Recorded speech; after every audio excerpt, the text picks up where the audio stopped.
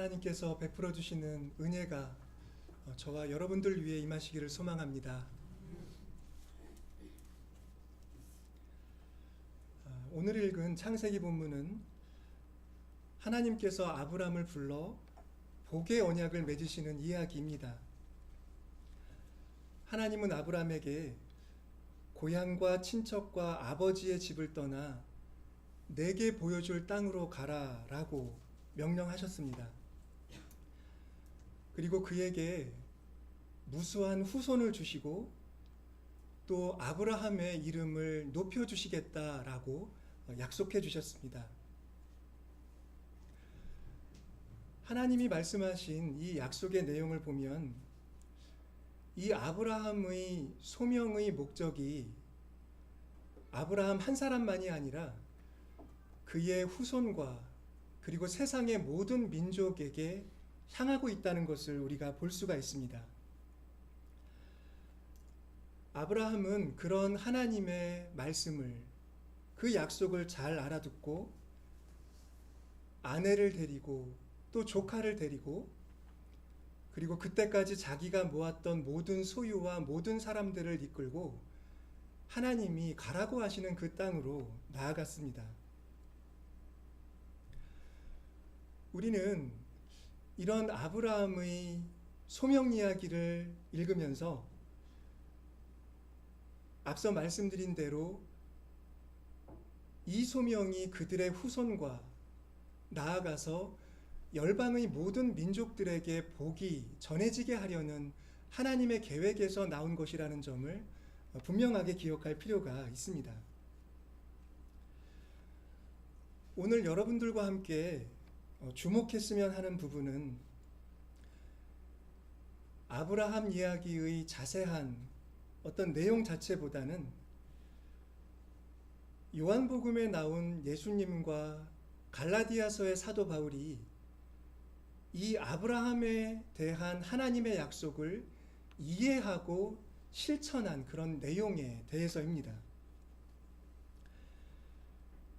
예수님은 당신께서 이스라엘의 메시아라는 것을 사람들에게 가르치시면서 아브라함이 받은 약속을 성취하는 자는 너희들이 아니다 나다라고 그렇게 말씀을 하셨습니다. 요한복음 56절을 보시면 너희 조상 아브라함은 나의 때 볼 것을 즐거워하다가 보고 기뻐하였느니라 라고 예수님이 말씀하십니다. 아브라함이 예수님의 때를 보았다 그리고 보고서 기뻐했다라는 말은 아주 상징적인 말씀이라고 여겨지는데요. 우리는 이 말씀의 의미를 잘 파악하기 위해서 이 요한복음 8장의 전체적인 맥락을 고려할 필요가 있어 보입니다. 여러분들 보시면 요한복음 8장은 서기관과 바리새인들이 음행 중에 잡혀온 한 여자를 데려다 놓고 율법을 가지고 예수님을 공격하는 이야기로 시작합니다. 모세는 율법에 이런 여자를 돌로 치라고 했는데 선생님은 어떻게 말씀하시겠습니까? 라고 했습니다. 예수님은 그들이 물은 대로 율법을 가지고 대답하시지 않고 묵묵히 계시다가 너희 중에 죄 없는 자가 먼저 돌로 쳐라 라고 말씀하셨습니다. 여러분도 아십니다만 예수님의 이 말씀을 듣고 그 자리에 있던 모든 사람들이 깊은 양심의 가책을 느끼게 됩니다. 그 여자가 죄인이라고 해서 그 여자에게 돌을 던질 자격이 자신들에게 없다는 것을 예수님을 통해 깊이 성찰하게 되었다라는 얘기겠습니다. 그래서 그 어떤 사람도 그 여인에게 돌을 던지지 못했고 그들은 모두 그 자리를 떠났다라고 본문은 말씀해주고 있습니다. 이 사건이 갖는 상징적인 의미가 있습니다. 그것은 율법을 내세우면서 사람들을 심판해온 사람들이 예수님 앞에서 무력하게 물러갔다라는 사실입니다. 이런 장면들을 통해서 요한복음은 율법을 붙잡고 있는 사람들과 예수님을 대조하고 있다고도 말할 수가 있습니다. 모세보다 예수님이 더 크신 분이라는 걸 복음서는 보여주려고 한다는 말씀입니다. 율법이 본래 그런 것은 아니겠지만 율법을 가지고 예수님을 공격한 사람들을 보면 그들은 그저 한 죄인이 다른 죄인에게 돌을 던지는 그런 악순환만 반복하고 있는 것처럼 보입니다. 그러나 예수님은 사람들을 그런 악순환에 끌어들이지 않으셨습니다. 오히려 사람들로 하여금 자신을 성찰하게 이끌어 주셨고 다른 사람의 죄를 심판하지 않는 길로 인도해 주셨습니다. 이런 점들을 살펴볼 때 우리는 율법주의자들이 말하는 것과 예수님이 가르치신 말씀, 그 삶의 방향과 결과가 완전히 다르다는 것을 말할 수가 있습니다. 그런 예수님을 이 복음서가 보여주는 대로 잘 바라보고 있는 사람들에게 요한복음이 듣게 하는 말씀은 놀라우면서도 그저 마땅하다라고 수긍할 수밖에 없는 그런 내용들입니다. 예수님은 음행한 여인을 돌려보내시면서 그 다음에 당신에 대해서 이렇게 말씀을 하셨습니다.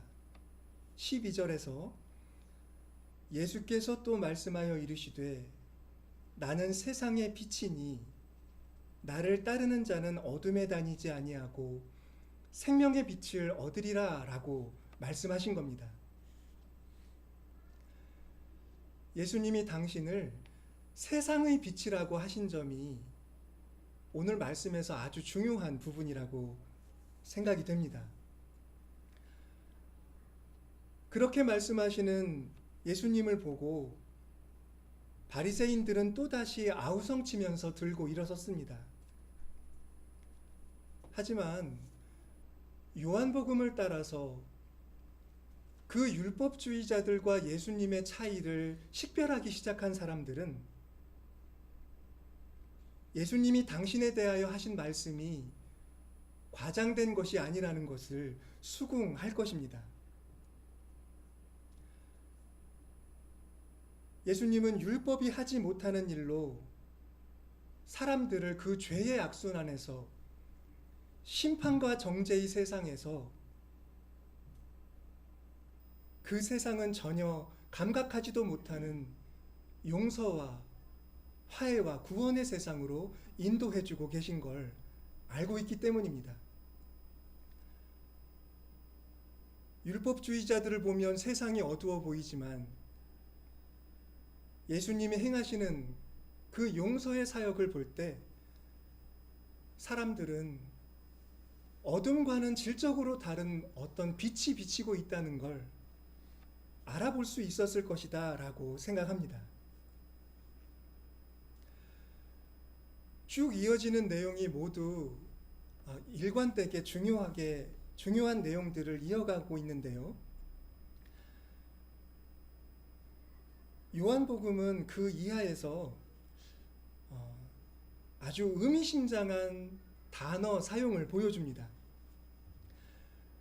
지금까지 예수님께 맞섰던 율법주의자들을 그들의 바리새인, 어떤 서기관직 그런 이름으로 그들을 지칭하지 않고 유대인이라는 낯선 이름으로 그들을 부르기 시작하는 겁니다. 성서학자들은 이 요한복음이 1세기 말의 어떤 신앙 공동체로부터 전해졌다라고 얘기를 하는데요. 이런 역사적인 배경을 고려하면 지금 요한복음이 서기관과 바리새인들을 유대인이라고 부르기 시작한 데에는 어떤 의도가 있다고 볼 수가 있습니다. 그러니까 예수님과 율법을 가지고 맞서는 서기관과 바리새인들의 자리에 1세기 말 현재 요한복음 공동체를 율법을 가지고 공격해오는 유대인들을 대입해 보게 하고 있다는 얘기입니다. 그러니까 이 이야기는 요한복음을 만들어낸 공동체의 입장에서 본다고 한다면 수십 년이 지난 예수님의 삶에 대한 과거의 기억이 아니라 지금 자신들을 율법으로 공격해오는 사람들로부터 경험하는 그런 공격과 박해의 경험을 그대로 기술하고 현재적으로 기술하고 있는 것으로 볼 수도 있다라는 말씀입니다. 계속된 논쟁에서 예수님은 그 유대인들 중에 당신을 믿는 사람들에게 말씀하십니다. 성경은 유대인들 중에 당신을 믿는 사람이라고 이제 예수님과 맞서 있는 사람들을 표현하고 있는데요. 생각해 본다면 이 요한복음 공동체 안에, 그러니까 그리스도 공동체 안에 들어왔지만 아직도 율법을 놓지 못하는 사람들, 어떤 그런 사람들에 대한 말씀일 수 있다라는 생각이 듭니다. 예수님이 그들에게 말씀하십니다. 너희가 내 말에 거하면 참으로 내 제자가 되고 진리를 알지니 진리가 너희를 자유롭게 하리라 라고 말씀합니다. 다시 말씀을 드리면 예수님이 지금 이 말씀을 한 사람들은 신앙 공동체에 들어왔으면서도 율법을 놓지 못하는 사람입니다. 예수님의 말씀을 듣고 그 말씀에 거하지 못하고 자꾸만 율법으로 돌아가려고 하는 사람들. 그래서 예수님이 주시는 자유를 경험하지 못하는 사람들을 향해 예수님이 말씀하시고 있고, 동시에 요한복음 공동체도 자기들을 공격하는 율법주의자들을 향해 같은 증언을 할 수 있다고, 하고 있다고 우리는 이 말씀의 의미를 새길 수 있습니다. 그런데 율법을 붙잡고 있던 그 사람들이 예수님께 이렇게 반박을 합니다. 우리가 아브라함의 자손이라 남의 종이 된 적이 없거늘 어찌하여 우리가 자유롭게 되리라 하느냐라고 합니다. 이것은 아브라함의 이름을 끌어와서 자신들이 율법을 지키려고 하는 그 입장을 옹호하려고 하는 것이라고 볼 수 있습니다. 아브라함이라고 하는 부인할 수 없는 그 신앙의 기원에 서 있는 사람의 이름으로 자신들을 포장하고 있는 것으로 말할 수 있습니다. 그러나 여러분, 앞서 아브라함의 약속이 모든 사람에게 복이 전해지는 것이라고 했고, 그리고 그 복은 어떤 특정한 혈연에 속한 사람들만이 아니라 모든 사람에게 전해지는 것이라고 했을 때 우리는 지금 과연 누가 아브라함의 참된 자손처럼 아브라함의 소명을 잇고 있는지를 확실하게 볼 수가 있습니다. 그것은 율법을 붙잡고 여전히 다른 사람들을 공격하고 배타하는 율법주의자들이 아니라 예수님이시라는 걸 알 수 있다는 말씀입니다.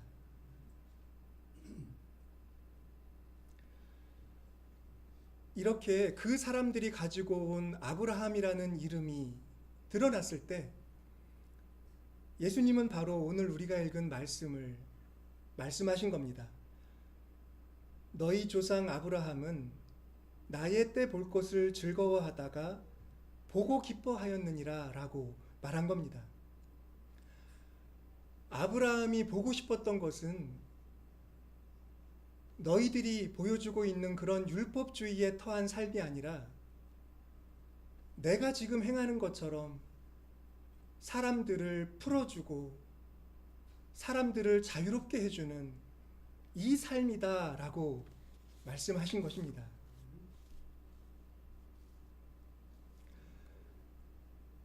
아브라함이 받은 약속은 땅의 모든 민족을 향한 것이라고 했습니다. 율법주의자들이 말하는 것처럼 부정한 사람들은 빼고 음행한 여자도 빼고 저 우상을 숭배하는 이방 족속들은 다 빼고 선택받은 사람들만 누리자는 그런 복이 아니다라는 말씀입니다. 예수님은 그와 같은 아브라함의 소명을 똑똑히 이해하셨습니다. 아브라함이 나의 때를 보고 기뻐하였다는 말씀은 바로 그런 의미로 이해해야 할 말씀이라고 생각됩니다. 예수님은 율법을 주장하는 사람들이 이스라엘 둘레에 쳐놓은 울타리를 모두 걷어버리셨습니다. 이스라엘에게 주신 하나님의 은총이 다른 민족에게도 전해지게 하셨습니다. 물론 거기에는 믿음을 요구하셨지만 예수님은 율법주의자들처럼 어떤 식으로도 너희들은 우리들과 함께 할 수 없다라는 그런 태도를 보이신 적이 없습니다. 사도 바울도 마찬가지죠. 갈라디아서를 우리가 압니다만 갈라디아 교회 안에서 할례를 주장하는 사람들에게 지금 바울은 그런 할례주의는 율법주의라 복음이 아니다라는 것을 가르치고 있습니다. 여러분, 그런데 할례주의자들은 할례를 받자고 하면서 정작 말하는 것이 뭐냐면요, 할례를 받아야만 하나님의 백성이 된다고 했는데 그것은 선민주의를 다시 강조한 것밖에는 안 됩니다. 그러니까 할례 자체가 중요해서라기보다는 선택받은 민족, 이 선민 사상이 중요하니 너희들도 이방 출신이니 할례를 받고 선민이 되어야만 한다라는 걸 말하고 있었다는 겁니다. 이 점에서 우리가 볼 수 있는 것은 율법주의라고 하는 것은 사실상 선민주의의 다름 아니다라고 하는 사실입니다.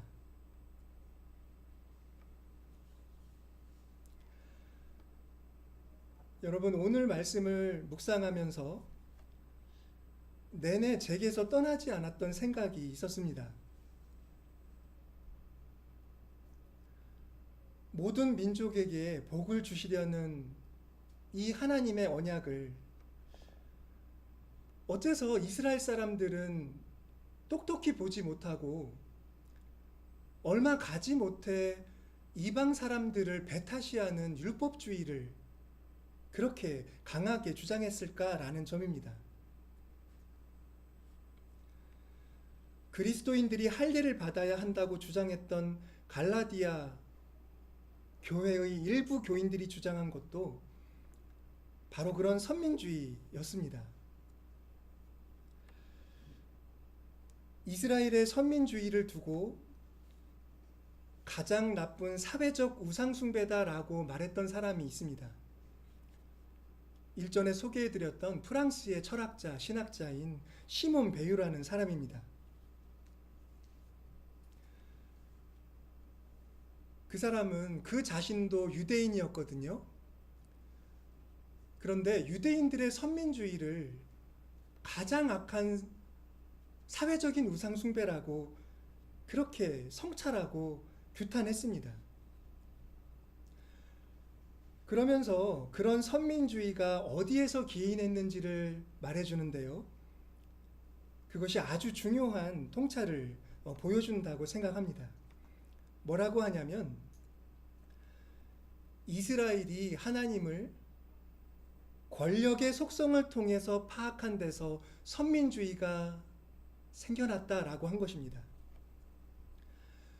여러분, 하나님을 사람들은 다 나름대로 이해하는데 권력을 통해서, 권력의 속성을 통해서 파악한다는 게 무슨 뜻일까요?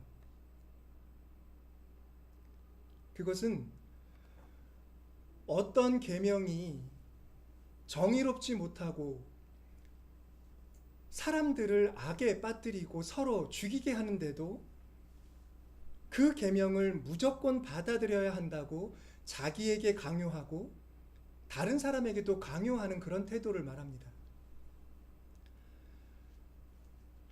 무언가가 누군가에 의해서 하나님의 계명이라고 전해졌을 때 그 계명이 선한지 악한지를 분별해야 하고 악이라고 한다면 그것을 거부하고 선한 것을 요구해야 할 텐데 이스라엘 사람들은, 특히 율법주의자들은 선과 악을 뒤섞어서 모든 것을 다 받아들이는 바람에 그들의 삶 가운데 악한 것을 너무 받아들였다라는 점을 이 유대인이 성찰하고 있는 것입니다. 그러나 예수님은 어땠습니까? 예수님은 하나님을 그렇게 파악하지 않으셨습니다. 시몬 베유는 누가복음 4장에서 마귀의 미혹하는 말을 거부하시는 예수님의 그 모습을 가리킵니다. 거기서 마귀는 예수님을 높은 데로 이끌고 올라갔습니다. 그리고 그 높은 데서 세계의 모든 왕국들을 보이면서 예수님의 귀에 대고 이렇게 속삭였습니다. 이 모든 권력과 그 영광을 내가 내게 주리라. 이것은 내게 넘겨준 것이므로 내가 원하는 자에게 주노라. 그러므로 네가 만일 내게 절하면 다 내 것이 되리라 라고 예수님을 유혹했습니다. 여러분, 예수님은 하나님의 계획이 온 세상에 대한 것이라는 걸 알고 계셨습니다. 하지만 온 세상의 권력을 취해서 하나님의 뜻을 이룰 수 있다고 생각하지 않으시고 그 자리에서 그 마귀의 말을 거부하셨습니다.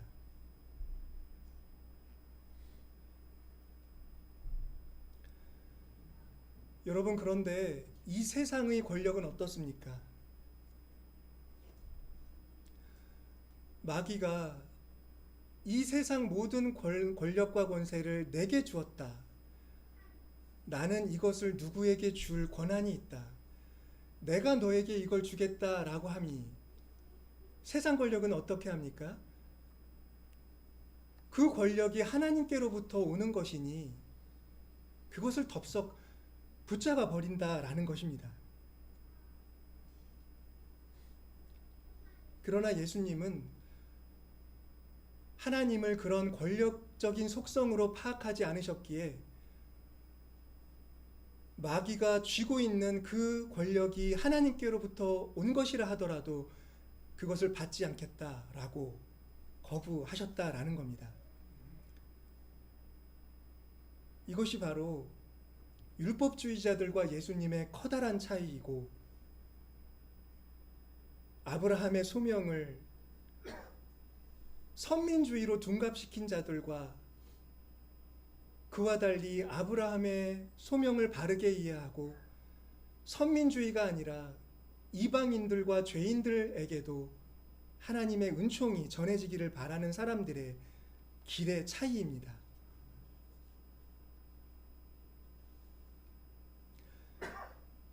여러분, 하나님의 소명을 받고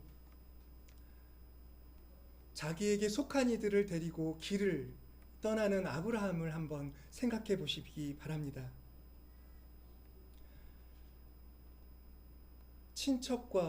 고향과 친척과 아버지의 집을 떠나가는 그가 물론 인생의 경험이 많은 노구였지만 두려움이 없지 않았을 겁니다. 왜냐하면 그때는 그야말로 힘이 법 같은 그런 시대였기 때문입니다. 약탈도 빈번했고 누구나 스스로 힘을 키워 자기를 지켜야만 했던 시대입니다. 그러나 아브라함에게는 두려움만 있었던 것은 아니고 그에게는 기쁨이 있었을 것 같다라는 생각이 듭니다. 왜냐하면 난 모르는 사람들까지도 하나님이 나를 통해 복되게 복을 주겠다라고 하셨으니 내가 가서 만나는 사람들과 하나님의 복을 함께 받고 누리며 이웃할 수 있으리라는 기대가 그에게 있었을 것이기 때문입니다.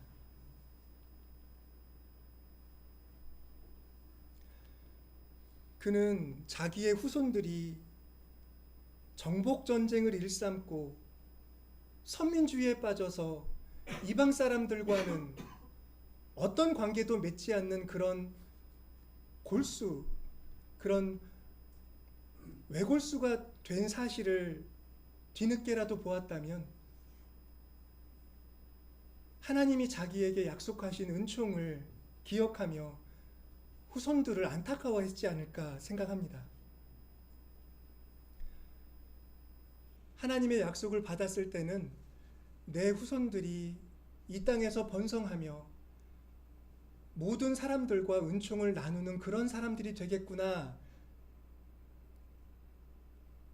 자기가 그런 것처럼 후손들도 그러리라는 것을 기대했을 겁니다.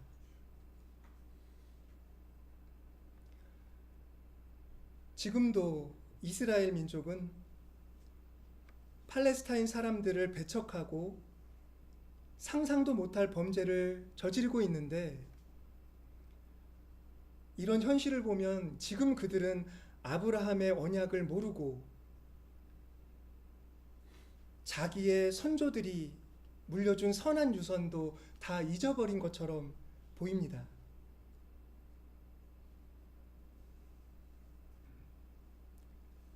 다른 민족에 대해 그렇게 배타적이니 아브라함의 정신이 그들에게 있다라고 말하기가 정말 어렵습니다. 교우 여러분, 그러나 이렇게 살기등등한 율법주의자, 선민주의로 가득 찬 사람들의 모습은 분명 이스라엘 중에 일이라는 것을 우리가 생각해 봤으면 좋겠습니다. 이스라엘에는 하나님의 뜻을 깊이 헤아리는 사람들이 언제나 있어 왔습니다. 아브라함이 그랬고 믿음의 조상들이 그러했고 예언자들이 다 그러했습니다. 분명히 지금도 저 이스라엘 가운데에서는 아브라함의 소명을 알고 자신들의 선민주의를 반성하는 사람들이 있을 겁니다. 그들은 오늘도 어떻게든지 이 전쟁을 막으려고 노력하고 있을 것이고 어떻게든지 팔레스타인 사람들을 지원하고 구호하려는 그런 노력을 기울이고 있으리라고 생각합니다.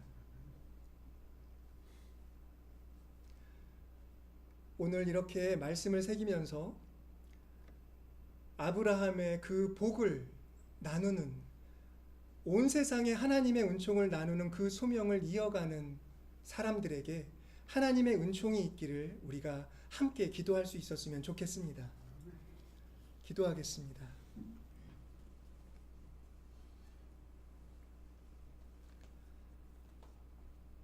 자비로우신 하나님, 얼마나 복된 약속을 아브라함에게 주셨는지 그 소명을 이해하고 자기의 것으로 나누어 보던 사람들은 자신의 삶을 평화롭게 모든 사람과 이웃하며 살아갈 수 있었음을 감사합니다. 저희들도 예수 그리스도 안에서 아브라함의 그 소명을 이어받았습니다.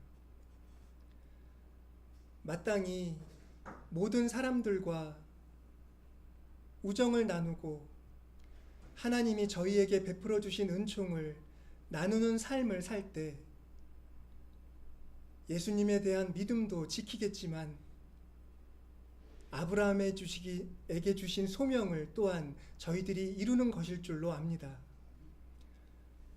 거룩하신 주님, 성령으로 저희들을 충만히 채우시어 이 세상의 악순환을 막아설 수 있는 용기를 주시고 선한 의지를 채우시어